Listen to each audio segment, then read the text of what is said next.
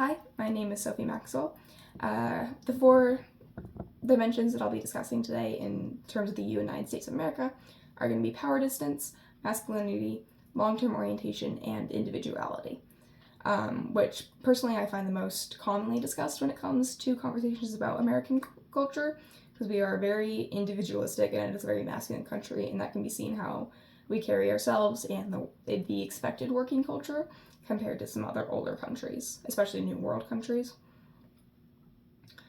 Speaking of, the results of the masculinity, long-term orientation, and individuality are what I expected to see, very individual, pretty masculine, very short-term oriented. But the power distance was a little bit lower than what I was expecting to see and what I feel like I've experienced. But we'll talk about that a little bit later. Something that I really like talking about in terms of intercultural communication, it's always more commonly than not viewed on a global scale, country to country, continent to continent, which is very valid and very common. But I really like seeing the cultural differences in a much smaller lens in our personal lives of just between companies, like different companies, different departments, different education levels, how those cultural gaps kind of create miscommunication sometimes. Like personally, I've worked for the same company. I work for the Phoenix Zoo currently. I worked for that company for a couple years now, and I worked in a couple different departments. The first department I worked at was very high context communication. There wasn't a whole lot of outright, a lot of it was implied, figure it out for yourself. Just a lot of non-verbal communication, which I hadn't exactly realized yet, and I'm not the best at picking up. So I struggled a little bit. But when I transferred over to my current job at the guides, or the learning and engagement team, everything was a lot lower context. Things were sent out in emails, things were repeated, put out in phone calls, just everything was laid out flat so everyone could have access to the same information. And when I started to see this difference, as I actually I'm taking this course, I'm seeing the differences more and more. I've talked to my bosses about this difference in communication, and we're actually coming up with a structured conversation style, because those two departments actually have to work a lot, and that difference in context without being aware of the differences in communication creates some tension points at some time. So we are currently working on that to make sure the two departments are aware of how the other one communicates. Heading back to the United States though, winding out our lens, the US was very short-term oriented, which makes sense, especially I think a lot of the culture that we're seeing, like the results of this are results of it being we're a really young country compared to like the Europe and the Asiatic countries that have been around for a long, long time. Culture develops over time, so we're still pretty fresh. Short-term orientation though, good and evil or good and bad standards, they don't change, they are set in stone sort of thing. People will seek out positive information about themselves, and if there are two truths, one must always contradict the other one. They can't coexist. One is right, one is wrong, which can definitely be seen in the good versus evil. Like there's no the fact that they don't change, because there's two truths. One exists, one doesn't. Same with a more extreme fundamentalism of having to be on one side or the other, good or evil, and those not really changing yet. And then, unsurprisingly, masculinity. We are ranked pretty high on the pack of being a masculine country. This can definitely be seen in prioritizing work over family, blaming poverty on laziness, and where the task is more important than the relationship. I think this shows up in our work culture a lot more, because it's very low context. After meetings, things are sent out in emails, because masculine countries are a lot more low context.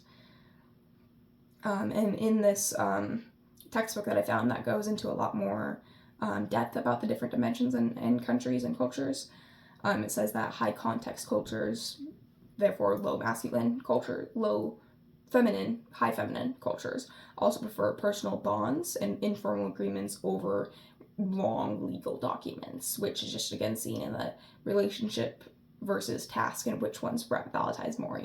Masculine countries and low context countries, task is more important than the relationship, versus high context and high feminine societies, they're going to prioritize that relationship a little bit more in terms of business. Going back to power distance, some examples of a low power distance society is that people in charge are under the same laws as the bottom, which, good and evil don't change. There's less income equality and a larger middle class. And there's supposed to be less fighting and less political fighting and more peace. The U.S. actually ranks very low in this aspect. There's a low power gap, so we have that larger middle class, and the people on the bottom are under the same laws as the top. But those data points were taken in 2004, so I'm curious to see if that has changed or if people's perception of that has changed. Because we have a very small middle class now, there's a very large wealth gap in the wealth inequality by country map of 2025. We have one of the highest wealth gaps in that compared to our other international counterparts. So it's definitely interesting to see that wealth gap compared to what it should be. But then individualism, arguably the most associated with Americans, about being a very solo individual country. Again, the task comes first, the relationship comes second. Confrontation is acceptable, confrontation is okay, it's encouraged, and that all just ties into being a low context country of communication, where things are repeated over and over. Relationships aren't as important as getting the task done, which I know I've repeated myself, but I feel like that's one of the strongest things of our working task, the work is more important than the family, which has been a recurring theme in America for years and years, and that low context of emails and phone calls and a constant communication of repeating. And what's super interesting, I mentioned earlier about it being us being a new country, is the geography of the United States and the Western world, how our geography could have influenced our current culture. In the MIT article, through the MIT website, I found a article titled "How Geography Explains the United States," and it talks about having oceans on both sides and being very large with no other bordering countries definitely created that individualistic